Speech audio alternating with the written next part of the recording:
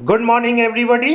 आज हमारे channel ITI fitter M के माध्यम से trade fitter NSQF level 5 book NIMI semester 4 module number 1 का क्वेश्चन बैंक के बारे में जानकारी दी जाएगी। तो यहाँ देख लें क्वेश्चन नंबर 1, किस प्रकार के जिग में बेस प्लेट नहीं होगी?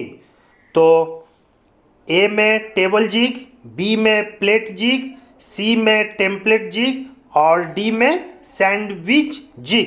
तो इसका आंसर होगा C, template jig. Question number 2 देख लें, इस जिग का नाम क्या है? Leaf jig, solid jig, table jig या एंगल प्लेट जिग? तो इसका आंसर होगा D, angle plate jig. Question number 3 देख लें, इस जिग का नाम क्या है? तो ए में है बॉक्स जिग, बी में पोस्ट जिग, सी में टर्न ओवर जिग और डी में सैंडविच जिग। तो इसका आंसर होगा C, turn over jig. Question number 4 देख लें, इस क्लैंप का नाम क्या है? तो strap clamp, cam clamp, ledge clamp, screw clamp. तो इसका आंसर होगा B, cam clamp. Question number 5 देख लें, इस फिक्सचर का नाम क्या है? ए में है प्लेट फिक्सचर, बी में है एंगल प्लेट फिक्सचर, सी में है इंडेक्सिंग प्लेट फिक्सचर और डी में है मॉडिफाइड एंगल प्लेट फिक्सचर। तो इसका आंसर होगा D, modified angle plate fixture. Question number 6 देख लें, एक ही स्थान पर एक से अधिक ऑपरेशन करने के लिए जिग में किस प्रकार का बुश उपयोग किया जाता है? Slip bush, plain bush, fix bush या लीनियर बुश? तो इसका आंसर होगा A, slip bush. Question number 7 देख लें, भी ब्लॉक में दिए गए ग्रुप्स का उद्देश्य क्या है? वजन कम करना, कार्यखंड को सपोर्ट करना, क्लैंप को समायोजित करना या थर्मल विस्तार की अनुमति देना? तो इसका आंसर हो जाएगा सी, क्लैंप को समायोजित करना। क्वेश्चन नंबर 8, टर्निंग फिक्सचर में बैलेंसिंग बेट क्यों प्रदान किया जाता है? ए में है टूल को गाइड करने के लिए, बी में टूल को बैलेंस करने के लिए, सी में वर्क टेबल को बैलेंस करने के लिए, डी में अनियमित वर्क पीस को संतुलित करने के लिए?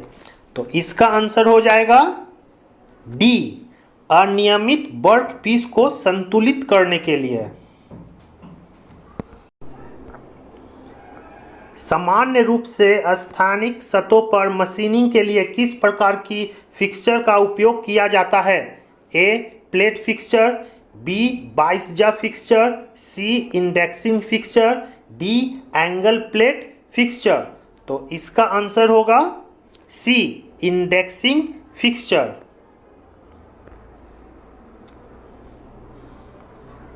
इस जिग का नाम क्या है? ए में post jig, B solid jig, C channel jig, D trunnion jig? तो इसका आंसर हो जाएगा सी, चैनल जिग।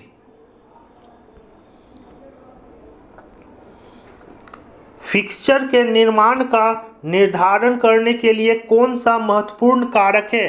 ए मशीनिंग की विधि, बी लोकेटिंग और क्लैंपिंग, सी टूल गाइड और फ्रेम, डी कार्यखंड और टूल का साइज? तो इसका आंसर हो जाएगा ए मशीनिंग की विधि। फिक्सचर में उपयोग किए जाने वाले सेटिंग ब्लॉक का उद्देश्य क्या है? ए संतुलन वजन की स्थिति, बी क्लैंप और लोकेटर की स्थिति, सी मशीन की मेज पर स्थिरता की स्थिति, डी कटर से संबंधित स्थिरता और काम की स्थिति। तो इसका आंसर हो जाएगा डी कटर से संबंधित स्थिरता और काम की स्थिति। विभिन्न कोनों में अजीब आकार के काम को ड्रिल करने के लिए किस प्रकार के जिग का उपयोग किया जाता है? A post jig, B solid jig, C indexing jig, D trunnion jig. तो इसका आंसर हो जाएगा डी ट्रूनियन जिग।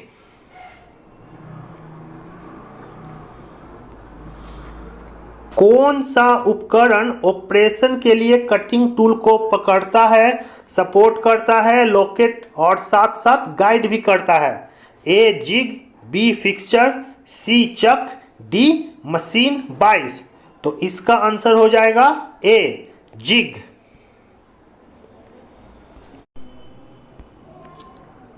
जिग में प्रयुक्त क्लैंप का नाम क्या है? A tooth clamp, B ledge clamp, C toggle clamp, D badge clamp. तो इसका आंसर हो जाएगा सी टॉगल क्लैंप।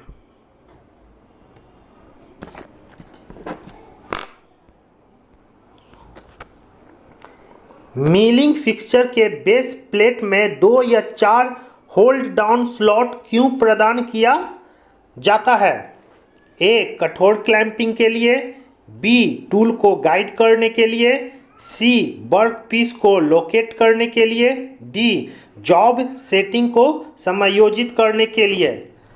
तो इसका आंसर हो जाएगा ए कठोर क्लैंपिंग के लिए।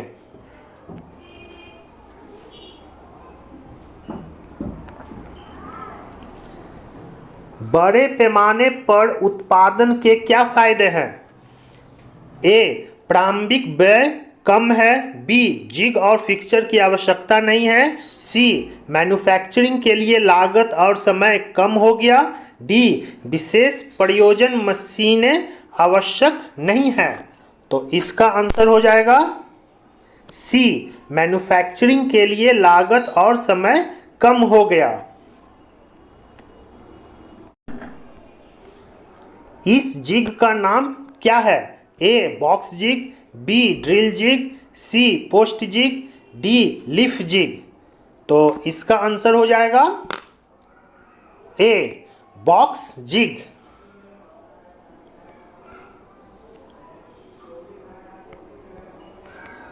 इस स्नेहन की विधि क्या है? A force feed, B gravity feed, C splash feed, D pressure feed. तो इसका आंसर हो जाएगा फोर्स फीड।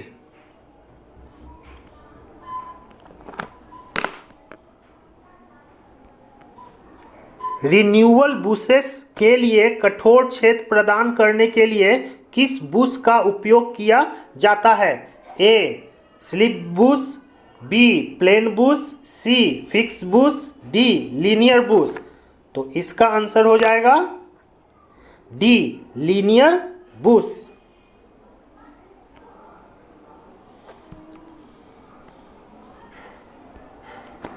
इस क्लैंप का नाम क्या है? A cam clamp, B screw clamp, C wedge clamp, D toggle clamp. तो इसका आंसर हो जाएगा बी स्क्रू क्लैंप।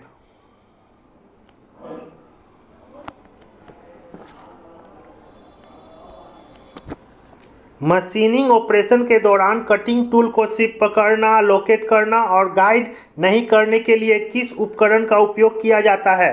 ए जिग, बी फिक्सचर, सी क्लैंप, डी मशीन 22। तो इसका आंसर हो जाएगा बी फिक्सचर।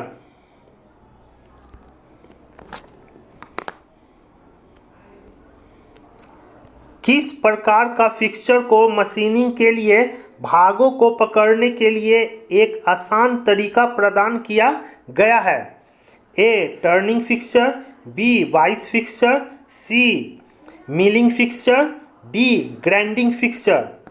तो इसका आंसर हो जाएगा बी वाइस फिक्सचर।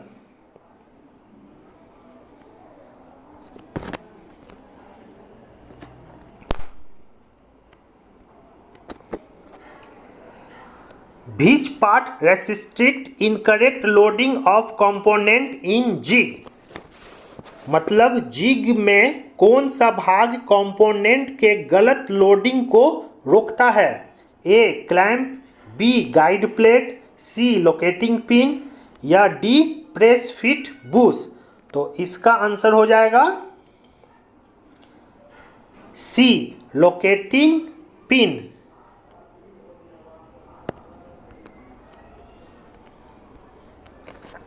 इस जिग का प्रकार क्या है? A post jig, B plate jig, C indexing jig, D angle plate jig. तो इसका आंसर होगा सी इंडेक्सिंग जिग।